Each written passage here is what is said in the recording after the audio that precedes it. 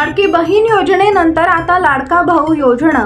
लाडकी बहीण योजनेनंतर आता राज्यात लाडका भाऊ योजना लागू होणार आहे। याबाबत मुख्यमंत्री शिंदे म्हणाले की आम्ही लाडका भाऊ योजना काढली आहे, ज्यात 10,000पर्यंत सुशिक्षित बेरोजगारांना अप्रेंटिसशिप महिन्याला देणार, डिप्लोमा होल्डरला 8,000 आणि बेरोजगारांना स्टायपेंड देण्याचा निर्णय घेतला आहे।